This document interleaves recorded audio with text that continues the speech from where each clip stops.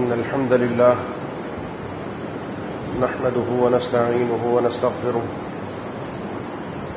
ونعوذ بالله من شرور أنفسنا ومن سيئات أعمالنا من يهده الله فلا مضل له ومن يضلل فلا هادي له وأشهد أن لا إله إلا الله وحده لا شريك له وأشهد أن محمدا عبده ورسوله يا أيها الذين آمنوا اتقوا الله حق تقاته ولا تموتن إلا وأنتم مسلمون يا أيها الناس اتقوا ربكم الذي خلقكم من نفس واحدة وخلق منها زوجها وبث منهما رجالا كثيرا ونساء واتقوا الله الذي تساءلون به والأرحام إن الله كان عليكم رقيبا يا أيها الذين آمنوا اتقوا الله وقولوا قولا سديدا يصلح لكم أعمالكم ويغفر لكم ذنوبكم ومن يطع الله ورسوله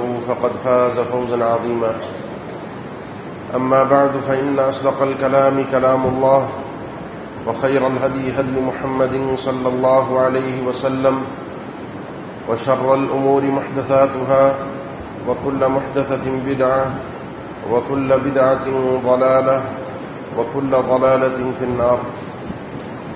أعوذ بالله من الشيطان الرجيم. بسم الله الرحمن الرحيم.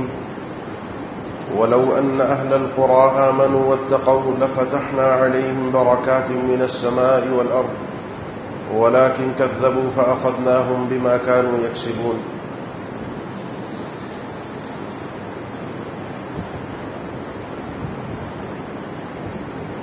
ایک شکایت اور ایک مسئلہ اس وقت ہم سب کی زبانوں پر موجود ہے، جسے ہم اگر محسوس کر لیں، اگر وہ شکوہ، وہ مسئلہ سمجھ جائیں تو یہ بھی اللہ کی بہت بڑی نعمت ہے. اور کچھ تو ایسے ہیں جو اس مسئلے سے پریشان ہیں لیکن اس پریشانی سے وہ ناواقف ہیں کہ اصل پریشانی ہے کیا. یہ مسئلہ ہے کہ اللہ تعالیٰ نے مجھے زندگی دی ہے، میری ایک عمر ہے، روز صبح سے شام تک کا وقت میسر ہے، رات ہے آرام کے لیے، لیکن میں اپنے وقت میں وہ کام نہیں کر پاتا، اس دن میں ان کاموں کو پورا نہیں کر سکتا جس دن میں نے وہ سارے کام کرنے ہوتے. اللہ تعالیٰ نے مجھے کمانے کی توفیق دی ہے، میں کمانے کے لیے نکلتا ہوں، اپنی روزی روٹی کا بندوبست کرنے کے لیے گھر سے باہر جاتا ہوں. پیسہ تو بہت ہے لیکن اس پیسے سے ملنے والی جو سہولیات اور سکون ہے وہ میرے پاس نہیں. میرا مسئلہ یہ بھی ہے، میرے گھر میں اولاد ہے، بچے ہیں، لیکن پھر بھی ایک وقت آتا ہے کہ بڑھاپے میں تنہا زندگی گزار رہا ہوتا ہوں، خدمت کے لیے اولاد میسر نہیں. میرا مسئلہ یہ بھی ہے کہ اللہ نے قرآن مجید میں ارشاد فرمایا وَمِنْ آيَاتِهِ أَنْ خَلَقَ لَكُم مِّنْ أَنفُسِكُمْ أَزْوَاجًا لِّتَسْكُنُوا إِلَيْهَا وَجَعَلَ بَيْنَكُم مَّوَدَّةً وَرَحْمَةً کہ شادی سکون کا ذریعہ ہے. اللہ تعالی نے محبت اور مودت کے لیے اس غریزے کو، اس فطرت کو پورا کرنے کے لیے اللہ تعالیٰ نے یہ راستہ رکھا ہے. لیکن شادی کر کے بھی اگر میری زندگی برباد ہو جائے، سکون نہ ملے، گھر میں روز کے لڑائی جھگڑے ہوں، یا شوہر یا بیوی دونوں میں سے کوئی ایک اپنی انا اور اکڑ پر قائم رہے اور روز کا معمول ہو گھر کے جھگڑے،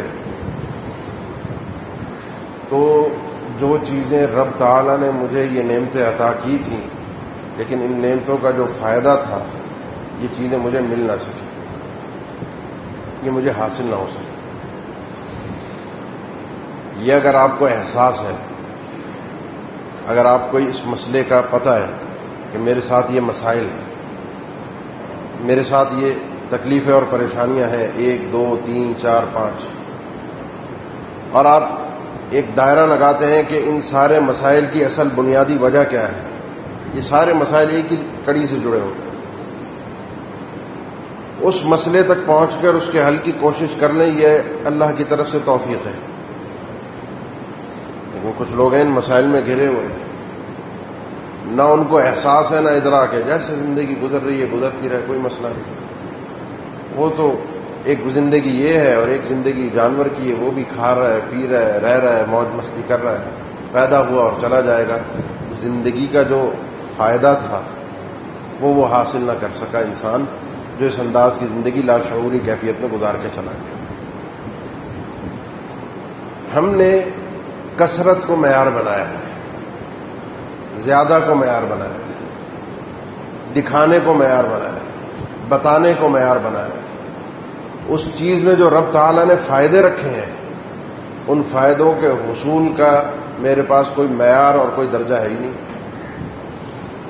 اس کو کہتے ہیں برکت کا فقدان، برکت کا ختم ہو جانا. اور برکت جب ختم ہوتی ہے کسی چیز سے تو وہ چیز اہل علم کہتے ہیں، ہماری اردو والے اعتبار سے نہیں، عربی کے اعتبار سے اس کے اندر نحوست آ جاتی ہے، جس کو آپ صلی اللہ علیہ وسلم نے صحیح بخاری مسلم کی حدیث ہے یوں بھی ارشاد فرمایا کہ الشوم فی ثلاثہ فی المرأۃ والدار والدابہ. انسان برکت سے محروم ہو جاتا ہے عام طور پہ 3 چیزوں سے، بہت ساری چیزیں، لیکن یہ 3 چیزیں ایسی ہیں جن سے انسان اپنے اندر اپنی زندگی میں برکت محسوس نہیں کرتا. اس کو نحوست کہتے ہیں. ایک نحوست وہ ہے کہ کسی چیز کو یہ سمجھنا کہ آج میں نے اس آدمی کا منہ دیکھ لیا یا آج میرے ساتھ یہ کام ہو گیا لہذا آج میرے ساتھ کوئی نہ کوئی نقصان ہوگا. وہ نحوست اور ہے، وہ تیارہ ہے، اور وہ شرک اصغر بھی ہے اور شرک اکبر تک بھی انسان کو پہنچا دیتی ہے. یہ نحوست برکت کا نہ ہونا ہے، برکت کا ختم ہو جانا ہے. جس کو آپ صلی اللہ علیہ وسلم نے فرمایا عام طور پر یہ بے برکتی انسان کی زندگی میں ان 3 چیزوں میں اس کو نظر آتی ہے. چیز ہوتی ہے، موجود ہوتی ہے، لیکن اس چیز کا جو فائدہ ہوتا ہے اسے وہ حاصل نہیں ہو سکتا. یہ اس حدیث کا بالکل صحیح درست معنی ہے کہ شوم فی ثلاثہ، ان 3 چیزوں میں انسان کو، ایک مرد کو 3 چیزوں کے اندر عام طور پر بے برکتی محسوس ہوتی ہے. ایک ہے عورت. اگر عورت ایسی مل گئی جس سے کنیکشن صحیح بنا نہیں، بس وہ زندگی بھر کا ایک روگ تو لگ جائے گا، لیکن زندگی انسان کی ایسی ہوگی کہ شاید جانور سے بھی بدتر ہو. میں ملاحظہ کرتا ہوں لوگوں کی زندگی، میرے سامنے جب مسئلے آتے ہیں، کیفیات آتی ہیں، ایک گھر کے اندر رہتے ہوئے کوئی خاتون جب دوسرے گھر سے آتی ہے، عام حالات کی میں بات کر رہا ہوں، سب عورتوں کی بات نہیں، تو کس طریقے سے وہ عورت اپنے شوہر کو اپنے بہن بھائیوں سے لڑوا کر جائیداد میں، گھر کے معاملات کے اندر ماں باپ سے جدا کر کے اپنی ماں کے سکھانے پر، ٹریننگ پر الگ کر کے لے جاتی ہے. بچوں کے اندر وہ نفرت اپنے شوہر کے رشتہ داروں کے لیے بٹھا دیتی ہے، تایا چاچا پھوپھیوں کے لیے. اور سب سے زیادہ ایک بچے کے نزدیک محبت کرنے والے، اس کے نزدیک سب سے زیادہ محبوب اس کے مامے اور اس کی خالائیں ہوتی ہیں، ان کی اولادیں ہوتی ہیں، ان سے دوستیاں زیادہ ہوتی ہیں. یہ وہ بے برکتی تھی جو انسان محسوس نہیں کر سکا. یہ عورت کتنی چالاکی سے، کتنی مہارت سے، کتنی تربیت اپنی لے کر آ کے ایک مرد کو کس طریقے سے اس کے رشتہ داروں سے، بہن بھائی ہوتے ہوئے بھی اس کے بہن بھائی کسی کام کے نہ رہے، اس کے والدین ہوتے ہوئے بھی اس کے والدین اپنے بچے سے خدمت دینے سے محروم ہو گئے، بھائی کو بھائی سے لڑوا دیا. الشوم فی ثلاثہ، یہ وہ عورت ہے جو اس آدمی کے لیے نحوست کا سبب بنی ہے، بے برکتی کا سبب بنی ہے. اس کا احساس جس آدمی کو ہو جائے وہ احساس کر سکتا ہے، ورنہ دنیا چل رہی ہے، لوگ لڑ رہے ہیں، جھگڑ رہے ہیں، خاندان برباد ہو رہے ہیں، کوئی مسئلہ نہیں. اسی لیے ہم دیکھیں گے جب نکاح ہوتا ہے ہر ایک کی خواہش ہوتی ہے، بعض اوقات کہیں پہ پڑھانے کا موقع مل جائے تو لوگ چاہتے ہیں کہ کوئی لمبی دعا کرا دیں، بڑی اچھی جناب خوبصورت دعا ہو. اللہ کے نبی صلی اللہ علیہ وسلم نے اس موقع پر جو دعا سکھائی تھی، جو دعا دی صحابہ اکرام کو، ساری دنیا کی دعائیں کر لو، ایک جملے کے اندر وہ ساری دعا موجود ہے. اس دعا کے اندر یہی بات سکھائی گئی ہے، بارک اللہ لک و بارک علیک و جمع بینکما بخیر. اللہ تیری زندگی میں برکت دے دے، تجھے اس نحوست سے محفوظ کر دے، اس بے برکتی سے محفوظ کر دے. بیوی ہوتے ہوئے بھی بیوی کے جو فائدے ہیں وہ حاصل نہ ہو سکیں، گھر بننے کے جو فائدے ہیں گھر ہوتے ہوئے وہ حاصل نہ ہو سکیں، گھر میں سکون نہ ہو، گھر میں اطمینان نہ ہو، گھر میں انسان کو خوشی محسوس نہ ہو، جا کے گھر جانے کا دل نہ چاہے، یہ بے برکتی ہے. اسی لیے اس موقع پر یہی دعا سکھائی، بارک اللہ لک و بارک علیک وجمع بینکم بالخیر. اللہ تعالیٰ تم دونوں کے رشتے کو خیر کے ساتھ رکھے، تمہیں خیر کے ساتھ اکٹھا رکھے، ایک دوسرے کے لیے شر نہ بنو، ایک دوسرے کے لیے بے برکتی کا سبب نہ بنو. اس کا ادراک کیجئے، اس کو سمجھیے. دوسرے نمبر پر آپ صلی اللہ علیہ وسلم نے ارشاد فرمایا والمسکن، یا دوسری حدیث میں الفاظ ہے صحیح مسلم کے، والدار. انسان کا گھر کبھی کبھی اس کے لیے بے برکتی کا سبب بن جاتا ہے، سکون ختم ہو جاتا ہے، گھر کا جو فائدہ ہے وہ اسے حاصل نہیں ہوتا. بعض اوقات انسان کی ضرورت سے چھوٹا گھر ہوتا ہے، جتنی اس کی ضرورت ہے اس سے چھوٹا گھر. بعض اوقات لوگوں کے پاس گھر آپ نے بڑے بڑے دیکھے ہوں گے، بڑے بڑے گھر ہیں، ویران ہیں، اجڑے ہوئے ہیں، گھر میں وہ اطمینان نہیں ہے، وہ سکون نہیں ہے، وہ خوشیاں نہیں ہیں. کیوں نہیں ہے؟ اس کے دو اسباب ہیں. یا تو وہ گھر واقعتاً آپ کے لیے، میرے لیے بے برکت ہے، اس کا معنی نہیں وہ گھر ہی منحوس ہے، کوئی بھی دنیا کا آدمی اس گھر میں آ کر رہے گا وہ اس کے لیے منحوس ہوگا. اس کا معنی یہ ہے کہ جو میری ضرورت تھی وہ پوری نہیں ہوئی، اس گھر کے پڑوسی اچھے نہیں ہیں، پڑوسی تنگ کرتے ہیں، اس گھر کے آنے جانے کے راستے میں انسان کو تکلیف ہے. اور دوسری جو اس گھر کی نحوست ہے وہ گھر میں ہے باطنی طور پر انسان کو سکون، اطمینان اور خوشی محسوس نہ ہونا. اس کی وجہ ہے گناہ. اللہ کی رحمتیں جب نازل ہوتی ہیں، آپ حدیث عام طور پر سنتے ہیں، جہاں کہیں لوگ بیٹھتے ہیں اللہ کا ذکر کرتے ہیں، صحیح مسلم کی حدیث، وہاں پر فرشتے اس محفل کو ڈھانپتے ہیں، سکون نازل ہوتا ہے، اللہ کی طرف سے رحمتیں نازل ہوتی ہیں، اللہ ان لوگوں کا ذکر کرتا ہے آسمانوں میں.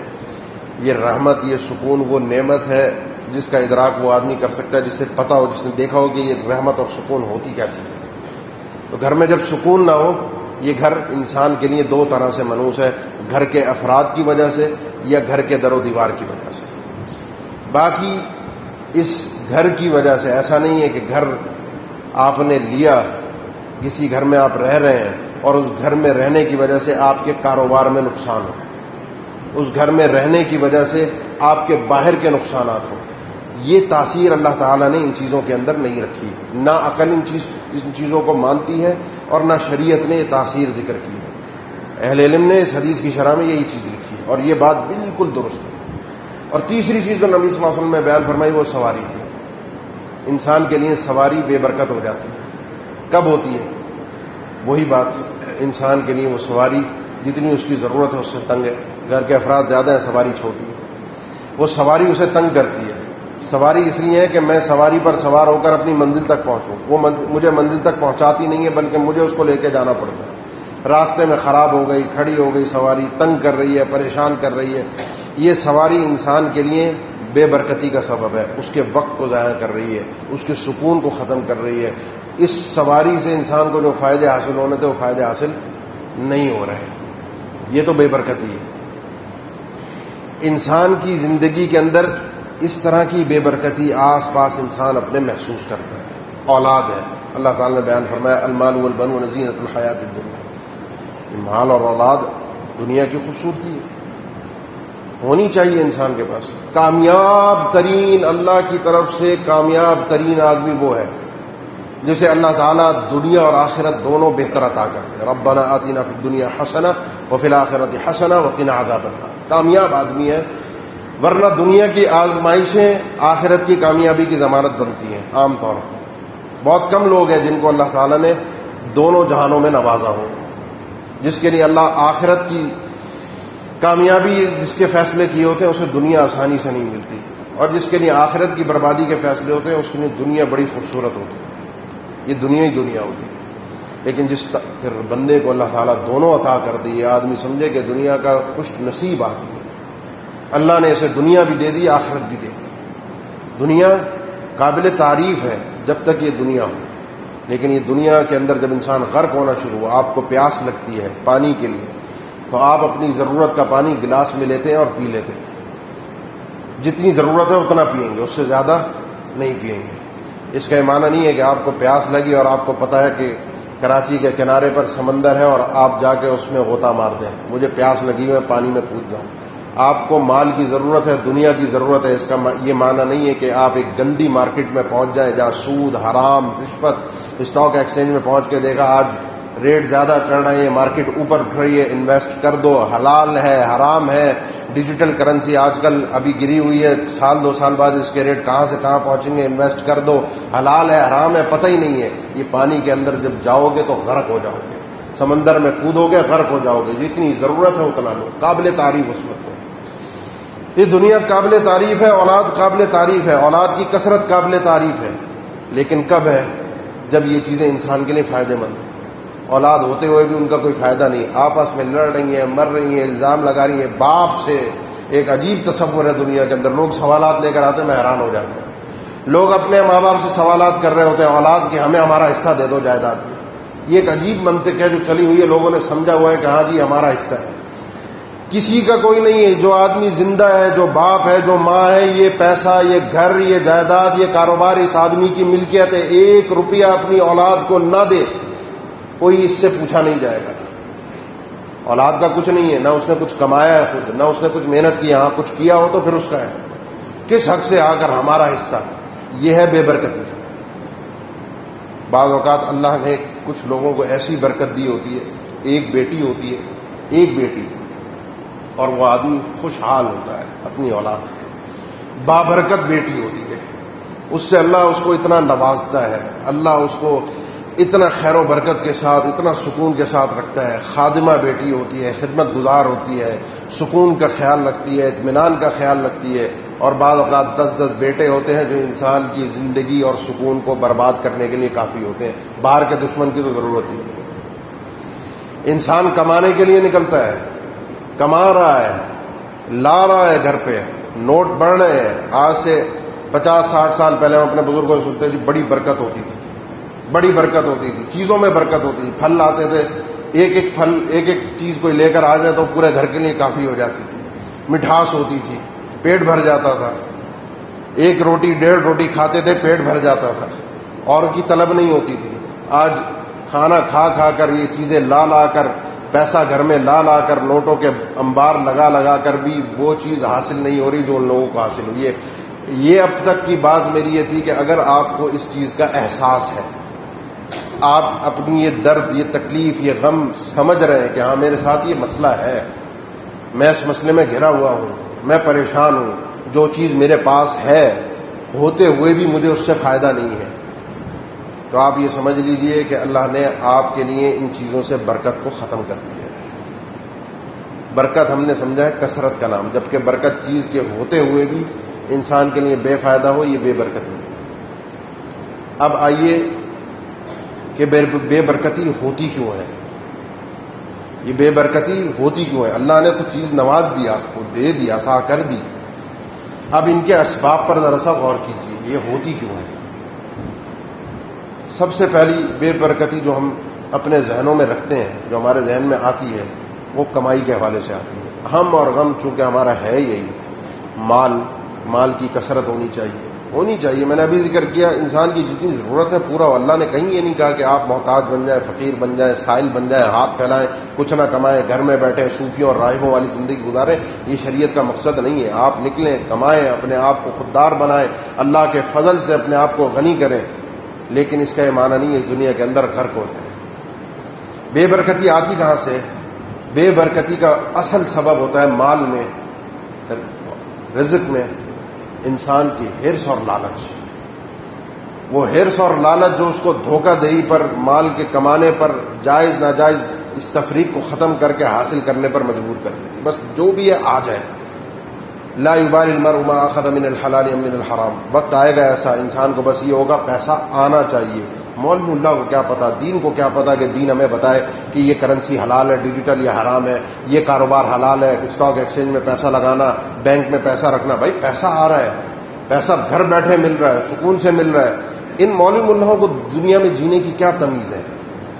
جب انسان کے اندر یہ ہرس اور لالچ اور یہ سوچ بستی ہے پھر وہ قدم بڑھاتا ہے. اور اللہ کے نبی صلی اللہ علیہ وسلم کا فرمان ہے الحلف منفقۃ للسلعۃ ممحقۃ للبرکۃ. انسان قسمیں کھا کھا کر چیز تو بیچ ڈالتا ہے، بڑا بزنس مین ہوتا ہے، بڑا سیلز مین ہوتا ہے، گاہک کو شیشے میں اتار کر بے وقوف بنا کے خراب چیز بھی خوبصورتی کے ساتھ اس کو دے دی.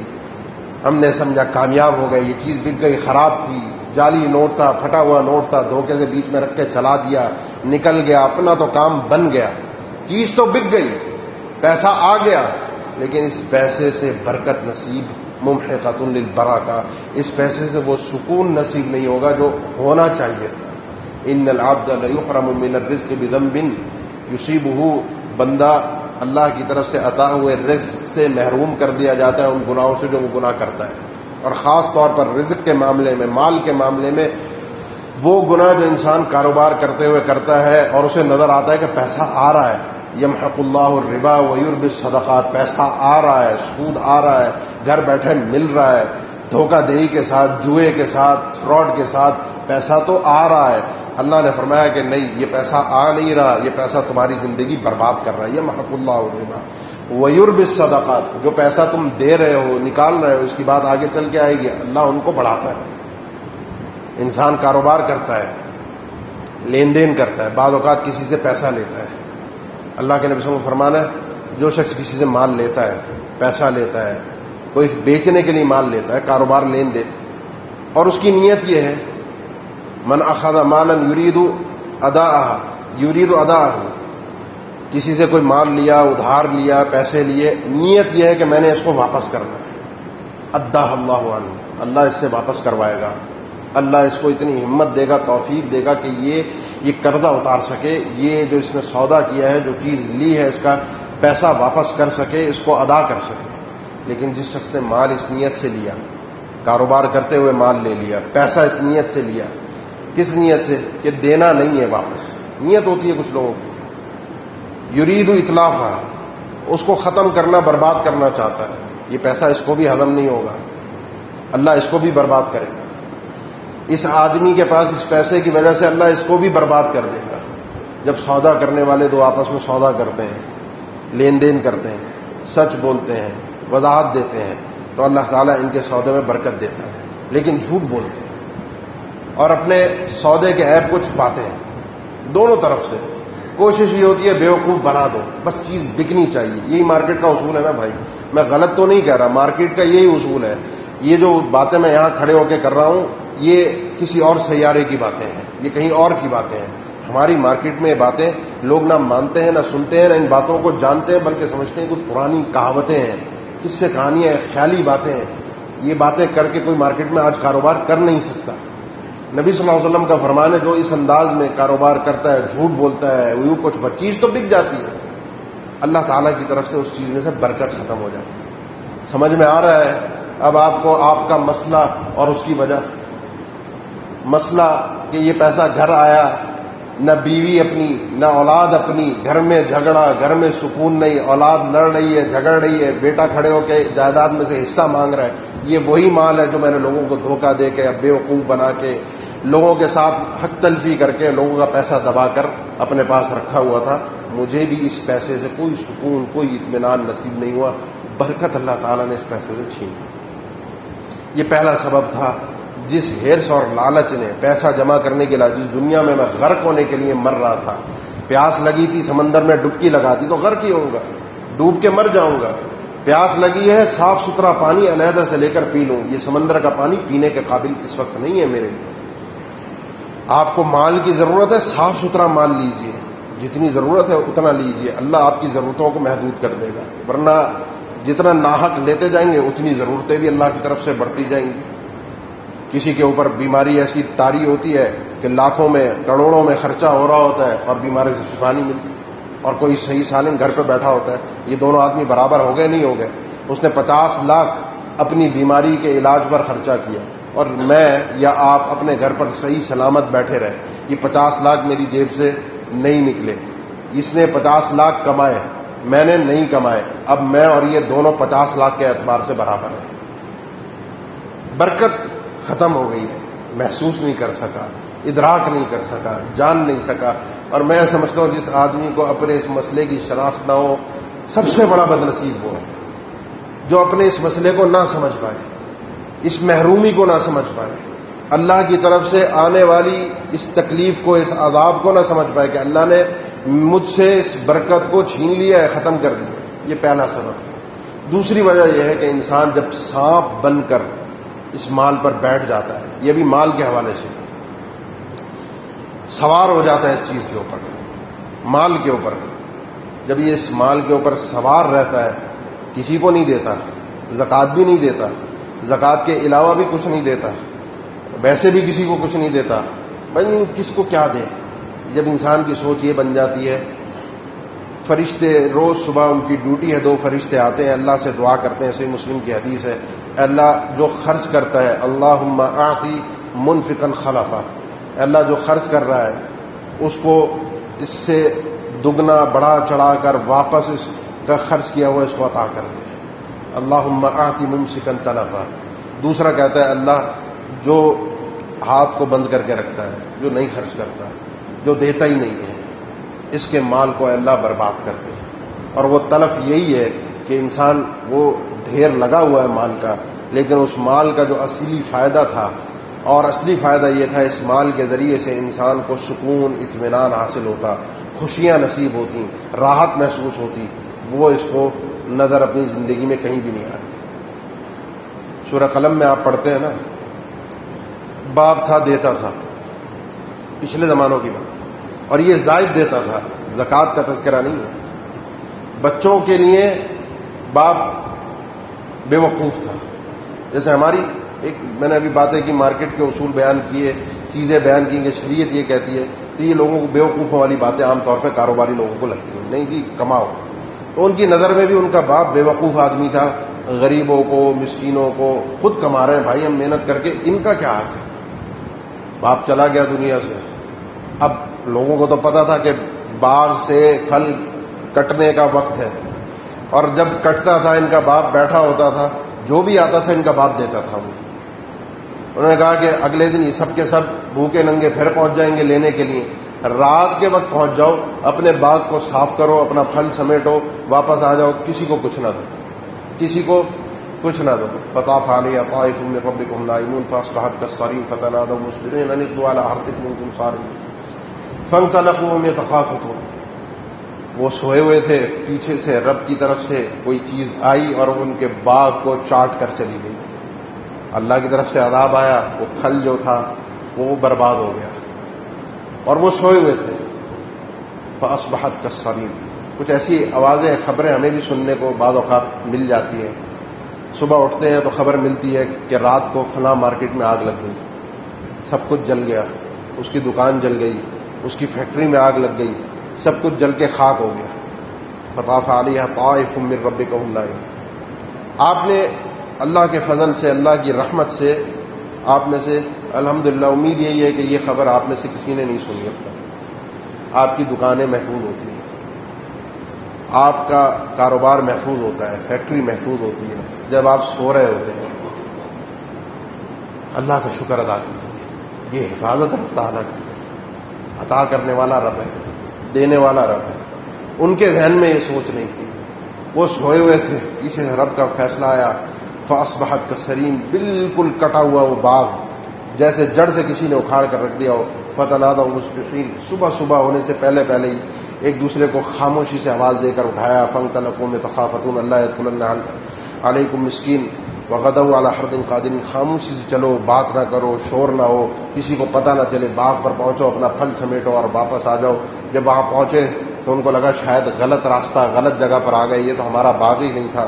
کل تو اسے ہرا بھرا چھوڑ کر گئے تھے، پھر سمجھ میں آئی نہیں جگہ بھی ہماری ہے، باغ بھی ہمارا ہے. اب وہ پھل رہا نہیں. جو ہمارا باپ نوازتا تھا، جو ہمارا باپ دیتا تھا، وہ بیوقوف اور پاگل نہیں تھا. اللہ کی طرف سے رحمتیں اور برکتیں انہی راستوں کے ذریعے سے آتی ہیں. انسان کو نصیب بھی اس وقت ہوتا ہے, یہ کھانا ہضم بھی اس وقت ہوتا ہے, جسم کو لگتا بھی اس وقت ہے. اس رزق سے انسان کے اندر توانائی بھی اس وقت آتی ہے, بیماریوں سے شفا بھی اس وقت ملتی ہے. اس رزق کے ذریعے سے انسان اللہ کے سامنے جھکتا بھی اس وقت ہے, سجدے بھی اس وقت کرتا ہے, عبادت کی توفیق بھی اس وقت ملتی ہے جب یہ رزق حلال طریقے سے آیا ہو اور اللہ کی راہ میں خرچ ہو رہا ہو. وَيُرْبِ الصَّدَقَاتِ, اللہ تعالیٰ سود کو برباد کرتا ہے, صدقات کو بڑھاتا ہے. حالانکہ صدقہ جا رہا ہے آپ کی جیب سے, لیکن یہ جانے کے بعد جو پیچھے باقی چیز ہے نا, اس کو بابرکت بنا کے چلا جاتا ہے. اس کے اندر جو برکتیں اللہ کی طرف سے ملتی ہیں وہی انسان, میں نے پھر کہوں گا, وہی انسان ان باتوں کو جان سکتا ہے جس نے اس کا مزہ, برکت کا مزہ چکھا ہو. وہ جانتا ہو برکت ہے کیا, وہ جانتا ہو اللہ کی طرف سے رحمت ہوتی کیا ہے. تو کاروبار میں, رزق میں, کام کاج میں برکت کے ذرائع تھے. انسان ان ذریعوں سے برکت سے محروم ہوتا ہے. اس کا مطلب کیا ہے؟ ان راستوں کو چھوڑنا پڑے گا اگر زندگی پرسکون گزارنی. ربنا آتنا فی الدنیا حسنہ وفی الآخرۃ حسنہ وقنا عذاب النار. اس کے مطابق اگر زندگی نے دنیا بھی اچھی اور آخرت بھی اچھی, اس کے لیے ان بے برکتیوں کے راستوں کو چھوڑنا پڑے گا. یہ روحانیت کی باتیں ہیں. اللہ تعالیٰ عطا کرتا ہے, اللہ نوازتا ہے, خوشی نصیب کرتا ہے. کچھ لوگ تھوڑے میں رہ کر وہ خوش ہو رہے ہوتے ہیں جو بڑی بڑی چیزوں کو, بڑی بڑے سہولت کے, جو آسانیوں کے جو آلے اور چیزیں لوگوں نے ایجاد کی ہیں, وہ حاصل کرنے کے بعد بھی وہ سکون اور اطمینان اس آدمی کو نصیب نہیں ہوتا. دوسری چیز ہے, اور وہ ہے ہماری زندگی, ہمارا وقت. میں اپنے کام نہیں نپٹا پاتا, زندگی مجھے چھوٹی لگتی ہے, کام بہت سارے آ جاتے ہیں, صبح سے رات ہو جاتی ہے, تھک جاتا ہوں, رات کو آرام کا وقت بھی نہیں ملتا, بڑی مشکل سے اپنے لیے, اپنے بیوی بچوں کے لیے وقت نکل پاتا ہے. وجہ کیا ہے؟ وجہ ہم خود ہیں. وجہ ہم خود ہیں. کیسے ہیں؟ ہم نے خود اپنی زندگی اسی طریقے سے برباد کی ہے نا. کسی کو وقت نہیں ملتا, کہ کاروبار میں اتنا مگن ہے, کام کاج میں مگن ہے, اس کو پرواہ نہیں ہے باہر کیا ہو رہا ہے. اللہ کی عبادت میں مگن نہیں, کاروبار میں. شریعت نے تو اللہ کی عبادت میں اس انداز سے مگن ہونا, اس کو بھی ناپسند کیا. سیدنا ابو درداء رضی اللہ تعالیٰ عنہ سلمان فارسی رضی اللہ عنہ کے گھر پہنچے, پردے کے احکامات نازل ہونے سے پہلے کی بات, اور یہ دونوں وہ لوگ تھے جن کو اللہ کے نبی صلی اللہ علیہ وسلم نے ہجرت کے بعد بھائی بھائی بنایا تھا. گھر پہنچے تو بیوی نے شکایت کی, یہ آدمی جو آپ کا بھائی ہے, یہ اس کو گھر کے کسی معاملے سے کوئی رغبت نہیں ہے, نہ بیوی میں کوئی دلچسپی ہے, نہ گھر میں کوئی دلچسپی ہے. دن میں اس کا روزہ ہوتا ہے, رات میں اس نے قیام کرنا ہوتا ہے, اس کے علاوہ اس کا کوئی کام ہی نہیں, عبادت. ابو درداء آئے رضی اللہ تعالیٰ عنہ, رات کے کھانے کے لیے بیٹھے. انہوں نے کہا میں نہیں کھاؤں گا, بلکہ دن کا کھانا تھا. انہوں نے کہا میرا روزہ ہے. انہوں نے کہا روزہ ہے اپنی جگہ پر, لیکن جب تک میرے ساتھ بیٹھ کے کھانا نہیں کھاؤ گے میں بھی نہیں کھاؤں, میں مہمان ہوں. اور نفلی روزہ اس طرح کی دعوتوں میں, اس طرح کی باتوں پر توڑا جا سکتا ہے, ختم کیے بغیر کسی عذر کے. نفلی روزہ کھاؤ گے تو میں کھاؤں گا. زبردستی بٹھا کر کھلایا, کھانا کھا لیا. مہمان تھے ان کے, رات کو رکنا تھا. رات ہوئی, جیسے عشاء کی نماز پڑھ کے آئے اپنے قیام کے لیے. انہوں نے کہا نہیں, قیام نہیں, میں نے بھی کرنا ہے قیام, ساتھ کریں گے لیکن ابھی سوئیں گے پھر اٹھیں گے, ایک ساتھ قیام کریں گے. سو گئے. پھر رات میں ان کو اٹھایا, قیام بھی کروایا, نیند بھی کروائی, اور پھر ان کو چند جملے ارشاد فرمائے کہ ابو درداء یہ بات یاد رکھو, ان لنفسک علیک حقا ولأہلک علیک حقا ولعینک علیک حقا ولربک علیک حقا فآت کل ذی حق حقہ. تمہارے رب کے بھی حقوق ہیں تم پر, عبادت تم نے کرنی ہے. تمہارے اپنے نفس کے بھی حقوق ہیں, آنکھوں کے بھی حق ہیں کہ ان کو آرام ملنا چاہیے. تمہاری بیوی کے بھی حقوق ہیں, بچوں کے بھی حقوق ہیں. ہر حق والے کو اس کا حق دیا کرو. رب کا بھی حق ادا کرو, عبادت کا بھی حق ادا کرو, گھر کا بھی حق ادا کرو, ان تمام چیزوں کا حق ادا کرو. اللہ کے نبی صلی اللہ علیہ وسلم کے بعد ابو درداء پہنچے اور کہا, سلمان نے بات کہی رضی اللہ تعالیٰ عنہ. گویا کہ ذہن میں تھا کہ اللہ کے نبی کہیں گے نہیں اس کی بات غلط ہے, تم بالکل ٹھیک کر رہے ہو, عبادت کر کے ساری زندگی اس دن کے روزے رکھنا, پوری رات قیام کرنا, گھر پہ توجہ نہ دینا, بالکل ٹھیک کر رہے ہو. آپ نے فرمایا صدق سلمان, سلمان بالکل صحیح بات کر رہا ہے, اس نے تمہیں بالکل صحیح سمجھایا, تمہاری سوچ صحیح نہیں.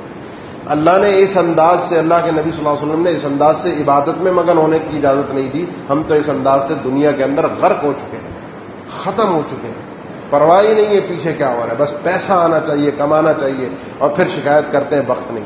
کیوں نہیں ہے؟ سخر الغامدی رضی اللہ تعالیٰ عنہ صحابی تھے, ابو داؤد کی حدیث ہے, اور بھی کتب حدیث میں حدیث موجود ہے, صحیح حدیث ہے. مالدار نہیں تھے. آپ صلی اللہ علیہ وسلم کی انہوں نے ایک دعا سنی, اللہم بارک لی بکوری امتی, اے اللہ میری امت کا جو صبح کا وقت ہے اس میں برکت عطا فرما دو. دعا ہے, یہ حدیث صحیح ہے دعا والی. کہتے ہیں میں نے جب یہ دعا سنی, صبح صبح ہی اپنا کام کاج پہ پہنچ جاتا تھا, صبح صبح کاروبار پہ پہنچ جاتا تھا. کاروبار پہ پہنچا, چند ہی دن ہوئے, اللہ نے ایسی برکت دی کہ میری زندگی بدل گئی. میں مدینہ کا بڑے بڑے تاجروں کے اندر شمار ہونے لگا چند ہی دنوں کے اندر. مصیبت کیا ہے, ابھی یہ لاک ڈاؤن لگا ہوا تھا, مظاہرے بھی ہوئے, جلسے بھی ہوئے, دھرنے بھی ہوئے, لان تان بھی ہوئی, سیاست بھی ہوئی, لسانیت بھی ہوئی, سب کچھ ہوا کہ 2 گھنٹے بڑھ جائیں, بس 6 سے 8 بجے ہو جائے. لڑ گئے, مر گئے, کھپ گئے, اپنے دین, ایمان, زندگی, ہر چیز کو داؤں پہ لگا دیا, لیکن صبح کو جلدی کھولنے کے لیے تیار نہ ہوئے. یہ 2 گھنٹے صبح لینے کے لیے تیار نہ ہوئے. کیونکہ خود بھی صبح کو سونا, پوری دنیا سوتی ہے, صبح کون سا گاہک آئے گا؟ سب آتے. جب ہم صبح اٹھتے سب آتے. شام کو جب 6 بجے کے بعد کسی کو کچھ نہیں ملتا تو سب دن میں خریدتے ہیں, سب آتے. جس کی جو ضرورت ہے, میں نے جو خریدنا ہے, میری جو ضرورت ہے میں آج خریدوں گا, چاہے مارکیٹ 6 بجے بند ہو, 8 بجے بند ہو, 12 بجے بند ہو, یا بندی نہ ہو یا کھلے ہی نہ. میں نے اپنی ضرورت, جو میری ضرورت کی چیزوں سے میں نے خریدنا ہے. میں اگر خریدار ہوں, میں اپنی ترتیب بنا کر آؤں گا, مجھے پتہ ہے یہ دکان اتنے بجے بند ہو جائے گی, لیکن میں صبح کو کھولنے کے لیے تیار نہیں ہوں. نہ مجھے رسول اللہ صلی اللہ علیہ وسلم کے ان وعدوں پر یقین, اس دعا پر یقین, اس برکت کے راستے پر یقین. پھر میں شکایت کروں میری زندگی میں برکت نہیں ہے. میں اتنی محنت کرتا ہوں, اتنا کام کرتا ہوں, اتنا وقت لگاتا ہوں, برکت نہیں ہے میرے وقت میں. وقت میں برکت کہاں سے ہو؟ جو برکت والا وقت ہے اس وقت تو میں غرق ہوں نیند میں, اس وقت تو میں غرق ہوں سونے میں. جب یہ موبائل کا استعمال میں کثرت سے کروں گا, اس میں اپنا وقت برباد کروں گا, تو پھر مجھے ضرورت نہیں ہے شکایت کرنے کی کہ میرے پاس وقت نہیں ہے. وقت ہے, وقت بہت ہے. 24 گھنٹے یہی پچھلی امتوں کے لیے تھے, یہی اسلاف کے لیے تھے. اپنی کم عمروں کے اندر وہ بڑے بڑے کارنامے کر گئے. 17 سال, 21 سال یا 22 سال محمد بن قاسم کی عمر تھی جب وہ اس آپ کی سرزمین پر آیا تھا, اسلام لے کر, قائد بن کر, لیڈر بن کے. امام نووی جن کی صحیح مسلم کی شرح ہے, جن کی فقہ میں کئی کتابیں ہیں, اذکار کی کئی کتابیں ہیں, دیگر کتب احادیث کے اندر کئی کتابیں ہیں, مصطلح الحدیث کی کئی کتابیں ہیں, ٹوٹل زندگی 33 سال. امام شافعی جن کا آپ اتنا بڑا نام سنتے ہیں, اتنی بڑی ان کی تاریخ سنتے ہیں, ان کے حوالے سے لوگ ان کی شہرت کے, ان کے علم کے دیوانے رہے. زبان کے حوالے سے, لغت کے حوالے سے اپنے زمانے کے امام تھے. 54 سال عمر. کوئی بڑی بڑی عمریں لے کر 100 200 سال کی عمریں لے کر یہ لوگ پیدا نہیں ہوئے. وہی عمریں گزاری ہیں جو ہم نے گزاری ہیں, وہی کام ان لوگوں نے کیے جو ہم نے کیے ہیں, لیکن مسئلہ ہے ہماری زندگی میں برکت نہیں ہے. سیدہ عائشہ رضی اللہ تعالیٰ عنہ فرماتی ہیں, میں جویریہ بنت حارث, اللہ کے نبی صلی اللہ علیہ وسلم کی بیوی ہیں, اس عورت کو ایسا اپنی پوری قوم کے لیے بابرکت سمجھتی ہوں, ایسا بابرکت سمجھتی ہوں جیسا بابرکت میں نے کسی اور عورت کو ایسا بابرکت نہیں دیکھا اپنی قوم کے. کیا برکت تھی, اللہ نے سبب بنایا تھا, یہ اللہ نے ان کو وجہ بنایا تھا. کہ یہ فرق سمجھیے, ایک ہے مؤثر بذاتی, یہ اپنی ذات سے کوئی ایسی نہیں تھی کہ لوگ ان کو بابرکت سمجھتے, ان کے گرد چکر لگاتے, ان کو صبح کا ناشتہ رات کا کھانا پہنچاتے, ان کا کوئی آستانہ. یہ نہیں. بات سمجھے کیا تھی؟ بات یہ تھی, اللہ کے نبی صلی اللہ علیہ وسلم نے جب بنو مستلق کے ساتھ معاملات خراب ہوئے, وہاں پر حملہ ہوا, ان کے لوگ قیدی بنے. یہ قبیلے کے سردار کی بیٹی تھی اور قیدی کی شکل میں آئی, صحابی کے حصے میں چلی گئی. لوگوں نے اللہ کے نبی صلی اللہ علیہ وسلم کو اطلاع دی, اللہ کے نبی قبیلے کے سردار کی بیٹی ہے, عام آدمی کے پاس جائے گی, مناسب نہیں ہے, کیونکہ وہ ایک سردارانہ انداز میں ایک زندگی جس نے گزاری ہو, اور یہ شریعت کے مقاصد میں سے ہے کہ رشتے برابری کی سطح پر ہونے چاہیے عام طور پر. تو اللہ کے نبی وہ ادھر گئی ہیں, وہ مناسب نہیں ہے, آپ طے کیجئے کہ یہ خاتون آپ کے پاس آ گئے. آپ صلی اللہ علیہ وسلم نے اس صحابی جس کے پاس گئی تھی, چونکہ اس عورت کے لیے بہتر یہ تھا سیدہ جب, لیکن اللہ کے فیصلے کچھ اور تھے. طے ہو گیا, اللہ کے نبی صلی اللہ علیہ وسلم وہ خاتون اسلام لے آئیں, ام المؤمنین بنی. اللہ کے نبی صلی اللہ علیہ وسلم سے شادی کی, صحابہ کہتے ہیں راستے میں ہی شادی کی. جب شادی ہو گئی, صبح کا وقت تھا, اب صحابہ انتظار میں تھے دو میں سے ایک چیز کے, کہ اگر اس خاتون نے صبح کو پردہ کیا تو یہ اللہ کے نبی صلی اللہ علیہ وسلم کی بیوی ہے, اور اگر بغیر پردے کے آئیں تو بیوی نہیں ہے, یعنی آپ نے شادی نہیں کی, یہ لونڈی ہے. لونڈیوں کے لیے پردے کے احکامات اور ہیں، آزاد عورتوں کے لیے اور ہیں۔ صبح جب ہوئی تو لوگوں نے ام المؤمنین کو پردے میں دیکھا۔ اب مسئلہ ایک اور کھڑا ہو گیا، پورا ان کا خاندان، ان کا علاقہ، ان کا قبیلہ قید میں تھا، اور وہ قیدی تقسیم ہوئے تھے مال غنیمت کے طور پہ، جیسے غلام اور لونڈیاں تقسیم ہوتی ہیں۔ صحابہ اکرام کے پاس وہ تھے۔ اب صحابہ اکرام کو ایک شرم آئی، اور وہ شرم یہ تھی کہ اللہ کے نبی صلی اللہ علیہ وسلم کے سسرالی رشتہ دار ہمارے غلام ہوں، یہ ناممکن ہے۔ خود اللہ نے ان کے دلوں میں ڈالا۔ یہ احترام تھا، عزت تھی، محبت تھی اللہ کے نبی صلی اللہ علیہ وسلم کی۔ جب ان کے دلوں میں یہ بات پیدا ہوئی، سب کے سب صحابہ نے ان تمام غلاموں کو اللہ کی رضا کے لیے آزاد کر دیا۔ سارے اللہ کے نبی صلی اللہ علیہ وسلم کے سسرالی آزاد ہو گئے۔ سیدہ عائشہ فرماتی ہے اس عورت کی برکت کو میں نے ایسے دیکھا کہ اس عورت کی وجہ سے اس کے خاندان اور قبیلے کے لوگ سارے کے سارے اللہ نے آزاد فرمائے۔ البرکت من اللہ، برکت اللہ کی طرف سے ہوتی ہے۔ خاتون تھی، عورت تھی، میں نے اسی لیے کہا کہ کبھی کبھی ایک عورت، ایک بیٹی، ایک مرد کے لیے، ایک باپ کے لیے، ایک ماں کے لیے ایسی سعادت مند ہو جاتی ہے کہ انسان کے تصور سے باہر ہوتا ہے۔ ہم وہ راستے اختیار نہیں کرتے، وہ طریقے اختیار نہیں کرتے، ہم ان راستوں پر جاتے ہیں جہاں سے برکت چھن جاتی ہے، جہاں سے برکت ختم ہوتی ہے۔ اپنے گھر میں برکت چاہتے ہیں، اپنی اولاد میں برکت چاہتے ہیں، ان کو تربیت دیں، ان کو سکھائیں، اللہ کا ڈر اور خوف ان کے اندر پیدا کریں، خاص طور پر بچیوں کے اندر، لڑکیوں کے اندر۔ جب یہ دوسرے گھر جائیں تو بابرکت ہو، ان کے لیے سعادت مند ہو، اس گھر میں جھگڑا اور فساد نہ کروائیں، اس گھر میں لڑائی نہ کروائیں، حرص اور لالچ اپنے دلوں کے اندر پیدا نہ کریں، قناعت اور صبر کے ساتھ زندگی گزارنے کی کوشش کریں۔ جو حاصل ہے اللہ کا کرم ہے۔ کوئی ہمارا کچھ چھین رہا ہے، کوئی مسئلہ نہیں، کوئی لے کر بھاگ رہا ہے، کوئی مسئلہ نہیں، کوئی حرج کی بات نہیں ہے۔ مجھے جو میرے رب نے میرے مقدر میں لکھا ہے وہ کوئی چھین نہیں سکتا، اور اگر کوئی میرا حق چھین کر جا رہا ہے تو کل قیامت کے دن ملے گا۔ میرا حق مجھے مل کر رہے گا، کبھی ایسا نہیں ہے کہ میں اپنے حق سے محروم ہوں۔ یہ تربیت اپنے بچوں کو دیں، پھر سعادت والی زندگی دیکھیں، پھر ایک بابرکت زندگی دیکھیں۔ یہاں لوگ باپ کی زندگی میں جائیداد اور وراثت کے حصے مانگ رہے ہوتے ہیں، لڑ رہے ہوتے ہیں، اور کچھ لوگ آپ کو ایسے نظر آئیں گے جو دنیا سے جانے کے بعد بھی اس بات پر ایک دوسرے سے اختلاف کر رہے ہوتے ہیں کہ یہ چیز مجھے نہیں چاہیے، تم لے لو، یہ چیز اس کو دے دو، یہ غریب ہے ہمارا فلاں بھائی فلاں بہن، یہ زیادہ مستحق ہے، یہ چیز اس کو دے دینی چاہیے، اللہ اس کا بھلا کر دے، اللہ اس کے لیے آسانی کر دے۔ یہ بھی ایک تاریخ ہے اور یہ بھی ایک تاریخ ہے۔ یہاں برکت ہی برکت ہے اور یہاں بے برکتی ہے، یہاں نحوست ہے، یہ خاندان اور یہ گھر بابرکت ہے، اللہ کی طرف سے رحمت اور برکتوں والا ہے۔ راستے اختیار کیجئے۔ یہ مسئلے سب کے ساتھ ہیں، ایسا نہیں ہے کہ کسی کے ساتھ نہیں، یہ ہمارا مشترکہ مسئلہ ہے۔ وقت میں، زندگی میں، اولاد میں، بیوی میں، شوہر میں، کاروبار میں، کام کاج میں برکت کا نہ ہونا یہ ہمارا مشترکہ مسئلہ ہے۔